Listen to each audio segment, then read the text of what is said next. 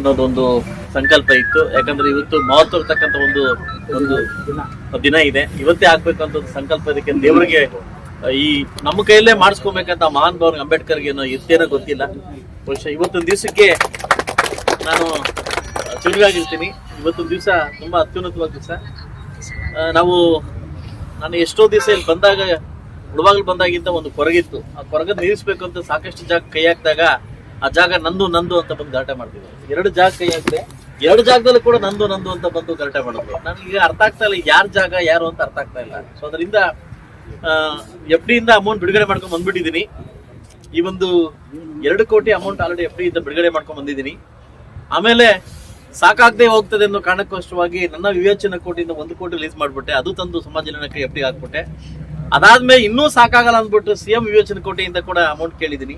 ಬಹುಶಃ 4.5 ಕೋಟಿದಲ್ಲಿ ಈ ಒಂದು ನಿರ್ಮಾಣ ಆಗ್ಬೇಕು ಅನ್ನೋ ಕಾರ್ಯ ಹಂತಕ್ಕೆ ಇವತ್ತು ಶಂಕುಸ್ಥಾಪನೆ ಸ್ಟಾರ್ಟ್ ಆಗಿದೆ. ಬಹುಶಃ ಬೆಳಗ್ಗೆಯಿಂದನೇ ವರ್ಕ್ ಸ್ಟಾರ್ಟ್ ಆಗುತ್ತೆ. ನಾಳಿದ್ದ ಪರಿಸ್ಥಿತಿ ಇಲ್ಲ. ಬೆಳಗ್ಗೆಯಿಂದ ವರ್ಕ್ ಸ್ಟಾರ್ಟ್ ಆಗಿ 2028 ಏಪ್ರಿಲ್ 14ನೇ ತಾರೀಕು ಒಳಗಡೆ ಒಂದು ಇದಕ್ಕೆ ಡೇಟ್ ಫಿಕ್ಸ್ ಮಾಡಿದ್ವಿ. ಅದಕ್ಕೆ ಒಳಗಡೆ ಮಾಡ್ಬೇಕು ಅನ್ನೋದಕ್ಕೆ ಒಂದು ತೀರ್ಮಾನ ಆಗಿ ಆ ಕಾಂಟ್ರಾಕ್ಟರ್ ಬೆಳ್ತಂಗಡಿ ಹಾಕ್ಬಿಟ್ಟಿದ್ದ. ಅವನ್ ತೆಗಿಸ್ಲಿಕ್ಕೆ ಸರ್ವಸ್ವರ ಬಿದ್ದು ತೆಗಿಯಪ್ಪ ಫಸ್ಟ್ ಅಂದ್ಬಿಟ್ಟು ನಮಗ್ ಬೇಕಾಗಿರ್ತಕ್ಕಂಥ ಕಾಂಟ್ರಾಕ್ಟರ್ ಕರೆದು ನಾನು ಶ್ರೀನಪ್ಪ ಅವ್ರು ಮಾತಾಡಿದೆ. ನನ್ನ ಇತಿಹಾಸದಲ್ಲಿ ನನ್ನೊಂದು ಆಸೆ ಇದೆ, ಇದು ಅಂಬೇಡ್ಕರ್ ಭವನ ತುಂಬಾ ದೊಡ್ಡ ಮಟ್ಟ ಕಟ್ಟಬೇಕು ಅಂತಂದಾಗ ಅವ್ರನ್ನ ಕನ್ವಿನ್ಸ್ ಮಾಡಿ ಒಂದು ಕೊಡುಗೆಯನ್ನು ಕೊಟ್ಟು ಅವ್ರಿಗೆ ಅದನ್ನು ವಾಪಸ್ ತಗೊಂಡ್ಬಂದು ಇವ್ರಿಗೆ ಹ್ಯಾಂಡ್ ಓವರ್ ಮಾಡಿ ಅವ್ರು ಹೇಳಿದ್ರು, ನೀನ್ 3 ಕೋಟಿ ಕೊಟ್ರೆ 5 ಕೋಟಿ ಅಷ್ಟು ವರ್ಕ್ ಮಾಡ್ತಕ್ಕಂಥ ಜವಾಬ್ದಾರಿ ನಾನು ವಹಿಸಿ ಸಾಹೇಬ್ರೆ, ನಾನು ಮಾಡ್ಕೊಡ್ತೀನಿ. ನಾನು ಈ ಜನಾಂಗಕ್ಕೆ ಮಾಡ್ಬೇಕಂತಿದ್ದಾಗ ದಯವಿಟ್ಟು ಆ ಧೈರ್ಯ ಕೊಟ್ಟಿದ್ದಕ್ಕೆ ಫಸ್ಟ್ ಆಫ್ ಆಲ್ ನಮ್ಮ ಕಾಂಟ್ರಾಕ್ಟರ್ ಶ್ರೀನಪ್ಪ ಅವ್ರಿಗೆ ಥ್ಯಾಂಕ್ಸ್ ಹೇಳ್ತೀನಿ ನಾನು. ಯಾಕಂತಂದ್ರೆ ಬೇರೆಯವ್ರಿಗೆ ಎಷ್ಟು ದುಡ್ಡು ಅಷ್ಟೇ ಹೋಗ್ತಾರೆ, ಬಟ್ ಆದ್ರೆ ಇವ್ರು ಹಂಗಲ್ಲ. ಸೊ ಖಂಡಿತವಾಗ್ಲೂ ಮಾಡತಕ್ಕಂಥ ಒಂದು ಧೈರ್ಯ ಅವ್ರಿಗಿದೆ, ಅವ್ರ ಶಕ್ತಿ ನಮ್ಗಿದೆ ಅಂತ ಹೇಳ್ತಾ ಇನ್ನು ನಾವು ನಾನು ಅಷ್ಟೇ 3D ಇವತ್ತು ಬಿಡುಗಡೆ ಮಾಡ್ಬೇಕಾಗಿತ್ತು. ತುಂಬಾ ಇಡೀ ಮುಳುಬಾಗಲ್ ಇದರಲ್ಲಿ ಯಾವುದೋ ಅಷ್ಟೊಂದು ದೊಡ್ಡ ಚೌಲ್ಟ್ರಿ ಇಲ್ಲ, ಸಾರಿ ಭವನ ಇಲ್ಲ, ಅಷ್ಟು ಚೆನ್ನಾಗಿ ಚೌಲ್ಟ್ರಿ ಮೂಡ್ ಬಂದಿದೆ. ಯಾಕೆಂತಂದ್ರೆ ಈ ಜಾಗನ್ನೇ ಯಾಕೆ ಆಯ್ಕೆ ಮಾಡ್ಕೊಂಡಿದೀವಿ ಅಂತಂದ್ರೆ ಆಲ್ರೆಡಿ 750 ಎಕರೆ ನಾನು ಕೈಗಾರಿಕೆಗೆ ಸಂಬಂಧಪಟ್ಟಂಗೆ ಇಟ್ಟಿದ್ದೀನಿ. ವಿತ್ ಅಪ್ರೂವಲ್ ಆಗೋದು ಒಂದೇ ಚಾನ್ಸ್ ಇದೆ. ಬೈ ಚಾನ್ಸ್ ಕೈಗಾರಿಕೆ ಅಪ್ರೂವಲ್ ಆಗ್ಬಿಡುತ್ತೆ ಅಂದ್ರೆ ದೊಡ್ಡ ಸಿಟಿ ಆಗುತ್ತೆ. ಅದನ್ನ ಫೈನಲ್ ಅಂತ ಬಂದಿದೆ. ಹಣ ಬಿಡುಗಡೆಗೆ ಮಾತ್ರ ವೇಟ್ ಮಾಡ್ತಾವ್ರೆ. ಕೆಲವೇ ದಿವಸಗಳಲ್ಲಿ ಕೂಡ ದೇವರಾಜ ಸಮುದ್ರದ ಒಂದು ಭಾಗವನ್ನ ಕೈಗಾರಿಕೆಗೆ ಇಂಡಸ್ಟ್ರಿಯಲ್ಗೆ ಆಗಿ ಅಪ್ರೂವಲ್ ಆಗಿದೆ. ಫೈಲ್ ಎಲ್ಲ ರೆಡಿ ಮಾಡಿಕೊಟ್ಟಿದ್ದೀನಿ. ಇಲ್ಲಿ CM ಹೂ ಅಂದ ತಕ್ಷಣ ಸೆಂಟ್ರಲ್ ಗೌರ್ಮೆಂಟ್ ಬಂದು ಅಮೌಂಟ್ ಹಾಕಿ ರೆಡಿ ಇದೆ. ದೊಡ್ಡ ಫ್ಯಾಕ್ಟ್ರೀಸ್ ಬರ್ಕ್ ರೆಡಿ ಇದಾರೆ. ಆಗ ಈ ಜಾಗವನ್ನ ನೋಡ್ಲಿಕ್ಕೆ ದೊಡ್ಡ ಮಟ್ಟಕ್ಕೆ ಕಾಣಿಸುತ್ತೆ. ಇವಾಗ ನಾವೇನ್ಬೋದು ದೂರ ಅನ್ಕೊಂತೀವಿ, ಆದ್ರೆ ಚೌಲ್ಟ್ರಿ ಇದೆ ಭವನ ಆದ್ಮೇಲೆ ದೊಡ್ಡ ಮಟ್ಟಕ್ಕೆ ಕಾಣಿಸುತ್ತೆ. ಆ ನಂಬಿಕೆ ನನ್ನ ಮೇಲೆ ಇಟ್ಟಿರಿ. ಕೇವಲ ಏಪ್ರಿಲ್ 14ನೇ ತಾರೀಕು ಒಳಗಡೆ ಇಂಡಸ್ಟ್ರಿ ಮಾಡ್ತಕ್ಕಂಥ ಜವಾಬ್ದಾರಿ ಕೂಡ ಹೊತ್ಕೊಂಡಿದೀನಿ. ಆದಷ್ಟು ಬೇಗ ಆಗುತ್ತೆ.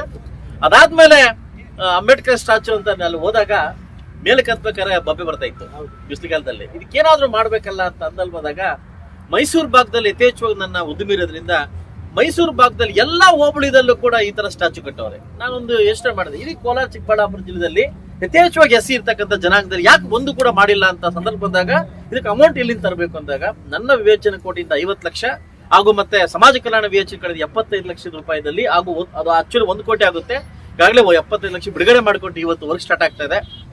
ಅದನ್ನ ಅಜೆಂಡಾ ಪಾಸ್ ಮಾಡಿ ಮುನ್ಸಿಪಾಲಿಟಿ ಕಡೆಯಿಂದ NOC ತಗೊಂಡು ಅದನ್ನ ತೆರವುಗೊಳಿಸಲಿಕ್ಕೆ ಆ ವಿಗ್ರಹನ ಹಂಗೆ ರೆಡಿ ಮಾಡಿಕೊಂಡು ಅದನ್ನ ರೆಡಿ ಮಾಡಿ ಆ ವಿಗ್ರಹನ ಕೂರಿಸಿ ದೊಡ್ಡ ಮಟ್ಟಕ್ಕೆ ಏಪ್ರಿಲ್ 14ನೇ ತಾರೀಕು ಒಳಗಡೆ, ನಾಳೆಯಿಂದ ಅದು ವರ್ಕ್ ಸ್ಟಾರ್ಟ್ ಆಗ್ತದೆ.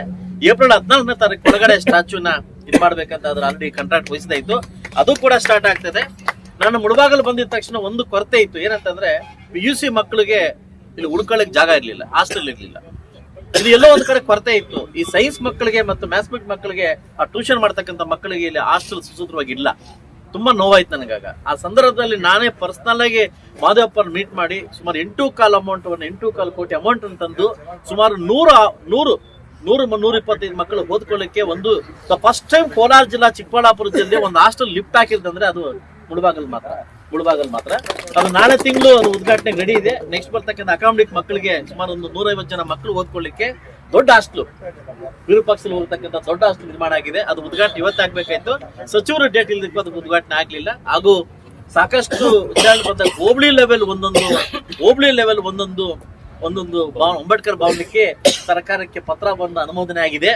ಒಂದು ಗುಡ್ ನ್ಯೂಸ್ ಏನಪ್ಪಾ ಅಂತಂದ್ರೆ ನನ್ನನ್ನ ಮಾನ್ಯ ಘನ ಸರ್ಕಾರ SC ST ಕಮಿಟಿದಲ್ಲಿ ನನ್ನನ್ನ ಮೇನ್ ಸದಸ್ಯನಾಗಿ ಮಾಡ್ಬಿಟ್ಟವ್ರಿಗೆ. ನಿನ್ನೆಯಿಂದ ನನಗೆ SC/ST ಕಮಿಟಿದಲ್ಲಿ ದೊಡ್ಡ ಸದಸ್ಯನಾಗಿ ಮಾಡಿದ್ದಾರೆ. 9 ಜನ ಶಾಸಕರಲ್ಲಿ ನಾನು ಹೈಟೆಕ್ ಶಾಸಕನಾಗಿ ಒಳಗಡೆ ಮಾಡಿದ್ದಾರೆ. ಇನ್ನ ಅವ್ರಿಗೆ ಬಿತ್ತು ಕಾಟ. ಯಾಕೆಂತಂದ್ರೆ ಕೆದಕದ್ ನನ್ಗೆ ಗೊತ್ತು, ಹೆಂಗ್ ಕೆದಕ್ತೀನಿ ಅಂತ ಗೊತ್ತು.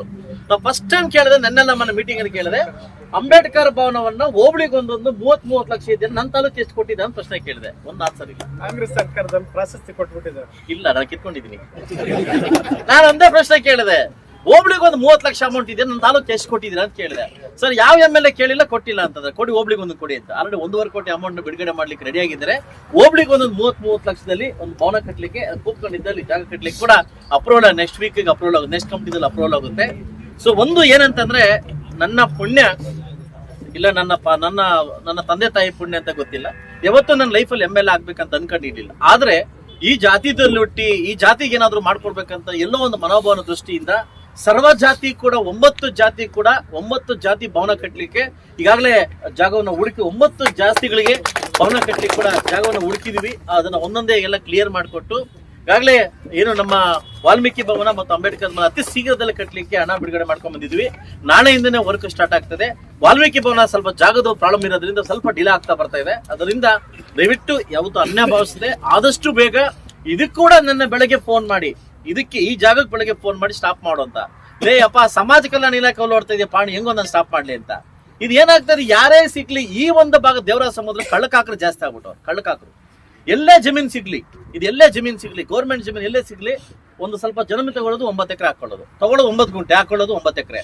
ಇದೇನಾಗ್ತದೆ, ಅಧಿಕಾರಿಗಳ ಶಾಮೀಲ್ದಿಂದ, ನಾನು ಮತ್ತೆ ಹೇಳ್ತಾ ಇದ್ದೀನಿ, ಅಧಿಕಾರಿಗಳ ಶಾಮೀಲ್ದಿಂದ ಈ ದೇವರಾಜ ಸಮುದ್ರವನ್ನ ಈಗ ಅದೆಲ್ಲ ಆಕ್ಯುಪೈ ಮಾಡ್ಕೊಂಡು ಅದು ಕಳ್ಳಕಾಕರ ಒಂದಿದ್ರಿಂದ ಬೆಂಗಳೂರಿಂದ ಬಂದು ಅವ್ರು ಕೊಡ್ತಕ್ಕಂಥ ಎಂಜಿಲ್ ಗ್ಯಾಸ್ಗೆ ಅಧಿಕಾರಿಗಳು ಕೆಲವರು ಅಧಿಕಾರಿಗಳು ಆಸೆ ಬಿದ್ದು ಒಂದು ದುರಂತ ಏನಂದ್ರೆ, ನನಗೂ ಮತ್ತು ಗೀತಾ ಅವರಿಗೆ ಬೆಳಗ್ಗೆ ತಹಸೀಲ್ದಾರ್ ಒಂದು 1 ಅವರ್ ಡಿಸ್ಕಷನ್ ಅಲ್ಲಿ, ನಿಮ್ಗೆ ಗೊತ್ತಿರ್ಲಿ, ನೆನ್ನೆ ಬಂದು ನಮ್ಮ ಲೋಕಾಯುಕ್ತರು ಅಟ್ಯಾಕ್ ಮಾಡಿದಾಗ ಇಲ್ಲಿ ದೇವರಾಜ ಸಮುದ್ರ ಫೈಲ್ ಒಂದೇ ಒಂದು ಫೈಲ್ ಕೂಡ ಇಲ್ಲ ಆಫೀಸಲ್ಲಿ, ಒಂದೇ ಒಂದು ಫೈಲ್ ಇಲ್ಲ, ಎಲ್ಲ ಕಳ್ತನ ಮಾಡಿದ್ದಾರೆ. ಒಂದೇ ಒಂದು ಫೈಲ್ ಇಲ್ಲ. ಯಾಕಂದ್ರೆ ನಾನು ಸೆಷನ್ ಕೇಳಿದ್ದೀನಿ, ದೇವರಾಜ ಸಮುದ್ರ ಜಮೀನು ಉಳಿಸ್ಕೊಡಿ, ಕಳ್ಳಕಾಕರು ಜಾಸ್ತಿ ಆಗದಂತ ನಾನು ಪ್ರಶ್ನೆ ಹಾಕಿದಾಗ ನೆನ್ನೆ ಬಂದವರ, ನಾನು ಇನ್ನು ಪ್ರಶ್ನೆ ಕೇಳ್ತೀನಿ, ಶಶಿನಾಳ್ ಕೇಳೋ ಪ್ರಶ್ನೆಗೆ ಉತ್ತರ ಕೊಡ್ಬೇಕು. ನೆನ್ನೆ ಬಂದಿದ್ದಾರೆ.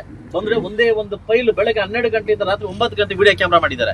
ಒಂದೇ ಒಂದು ಫೈಲ್ ಪತ್ತ ಇಲ್ಲ, ಒಂದೇ ಒಂದು ಫೈಲ್ ಪತ್ತ ಇಲ್ಲ. ಇದ್ಯಾಕಂದ್ರೆ ಇದು ಕಳ್ಳಕಾಕರಿಗೆ ದೊಡ್ಡ ಜಾಗ ಆಗ್ಬಿಟ್ಟಿದೆ. ದೇವರಾಜ ಸಮುದ್ರ ದೊಡ್ಡ ಜಾಗ ಆಗಿದೆ. ಅದರಿಂದ ಈ ಒಂದು ಜಾಗವನ್ನ ಉಳ್ಕೊಂಡಿರ್ತಕ್ಕಂಥ ಮಹನೀಯರಿಗೆ, ದಲಿತ ಮುಖಂಡರಿಗೆ ನನ್ನ ಕೈ ಎತ್ತಿ ನಿಮಗೆ ನಮಸ್ಕಾರ ಹಾಕ್ತೀನಿ. ಯಾಕಂತಂದ್ರೆ ಇದು ಈ ಮಾತು ಹೇಳಲೇಬೇಕು.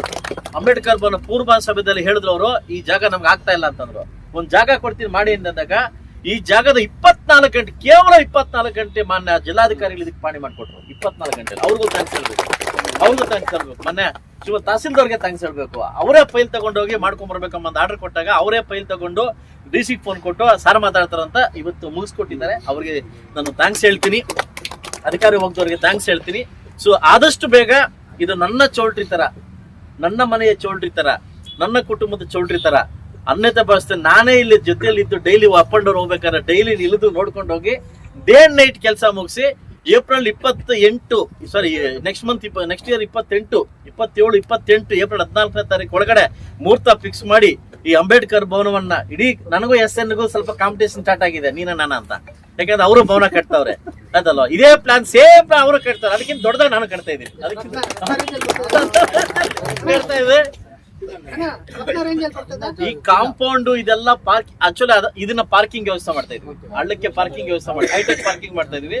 ಹಿಂದೆ ಪಾರ್ಕ್ ವ್ಯವಸ್ಥೆ ಮಾಡಿ, ಇದೆಲ್ಲ ಪಾರ್ಕಿಂಗ್ ವ್ಯವಸ್ಥೆ ಮಾಡಿ ಇಲ್ಲಿ ಹೋಗ್ಲಿಕ್ಕೆ ಇಲ್ಲಿ 20 ಭವನ ಇನ್ನೂ ತುಂಬಾ, ಇನ್ನು ನಿಮ್ಮಂತರ ಆಶೀರ್ವಾದ ಇನ್ನೂ ಚೆನ್ನಾಗಿ ಮಾಡ್ತೀನಿ. ಬಟ್ ಚಂದ ವಸೂಲ್ ಮಾಡ್ತಾ ಇಲ್ಲ ನಾನು. ನನ್ನ ಹೆಸರು ನಾನು ಸ್ವಲ್ಪ ಫೋನ್ ಮಾಡಿ, ಏನು ನನ್ ಪ್ಲಾನ್ ಡೂಪ್ಲಿಕೇಟ್ ಹೊಡೆದಿದ್ಯಾ ಅಂತ. ಇಲ್ಲ ನನ್ ಪ್ಲಾನ್ ನೀನ್ ಡೂಪ್ಲಿಕೇಟ್ ಹೊಡೆದಿದ್ಯಾ ಅಂತ ನಾನು ಅವ್ರಿಗೆ ಹೇಳಿದ್ದೀನಿ.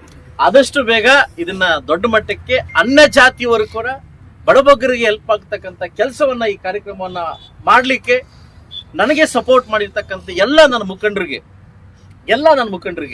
ಇವತ್ತು ನಾನು ಗೆದ್ದ ತಕ್ಷಣ ಒಂದು ಧೈರ್ಯ ಕೊಟ್ಟು, ಕಸೂರು ವೆಂಕಟರಮಣ್ಣವ್ರು ಒಂದು ಧೈರ್ಯ ಕೊಟ್ಟು, ನಿನ್ಗೆ ಶಕ್ತಿ ಇದೆ, ನಿನ್ ವಯಸ್ಸಿದೆ, ನೀನ್ ಮಾಡು ಅಂತ ಒಂದು ಧೈರ್ಯ ಕೊಟ್ಟು, ಅದಾದ್ಮೇಲೆ ಗೊಲ್ಲಳ್ಳಿ ವೆಂಕಟೇಶ್ವರ ಕೂಡ ಮತ್ತೆ ನನಗೆ ಯಥೇಚ್ಛವಾಗಿ ನಮ್ಮ ಸೋಮಣ್ಣ. ಇನ್ನೊಂದು ವಿಷಯ ಹೇಳಬೇಕು, ನನಗೊಂದು ಡೌಟ್ ಬಂತು, 31 ವಾರ್ಡ್ ಇದೆಯಲ್ಲ ಇಲ್ಲಿ, ಬರೀ 4 ಕೆಸಿ ಕೊಟ್ಟವರಲ್ಲ, ಇದು ತಪ್ಪಲ್ಲ ಅಂತ ಕೇಳಿದೆ. ನಗರಾಭಿವೃದ್ಧಿಗೆ ಮತ್ತೆ ಸರ್ಕಾರಕ್ಕೆ ಪ್ರಶ್ನೆ ಮಾಡಿದೆ. 31 ಈಜಿಕೋಡ್ ನಮಗೆ 30% ಡಿಬೇಟ್ ಮಾಡಿದಾಗ ನಂಗೆ 7 ಬರ್ಬೇಕಲ್ಲ, ನಿಮ್ಗೆ 4 ಹೆಂಗ್ ಕೊಟ್ಟಿದ್ರೆ ಅಂತ ಕೇಳಿದೆ. ಅದಕ್ಕೆ ಉತ್ತರ ಸರಿಯಾಗಿ ಕೊಟ್ಟಿದ್ದಾರೆ. ಯಾಕಂದ್ರೆ ಬರುವ ಏಪ್ರಿಲ್ ಒಳಗಡೆ ಇಡೀ ಮುಳಬಾಗ ನಗರಾಭಿವೃದ್ಧಿ 31 ವಾರ್ಡಲ್ಲಿ 7 ವಾರ್ಡ್ ಪರಿಸ್ಥಿತಿ ಜಾತಿ ಆಗ್ತಾ ಇದೆ. ಎಷ್ಟು ವಾರ್ಡು? 7 ವಾರ್ಡ್ ಪರಿಸ್ಥಿತಿ ಜಾತಿ ಆಗ್ತಾ ಇದೆ. ಯಾಕೆಂತಂದ್ರೆ ಕೇಳೋ ಹಕ್ಕು ಇದ್ದಾಗ, ಅದು ಪ್ರಶ್ನೆ ಮಾಡೋ ಹಕ್ಕಿದ್ದಾಗ ತಲೆ ಬಾಗ್ಸೋ ಹಕ್ಕು ಅವ್ರಿಗೂ ಇರ್ತದೆ. ಯಾಕಂದ್ರೆ ಅವ್ರು ತಪ್ಪು ಮಾಡಿರ್ತಾರೆ.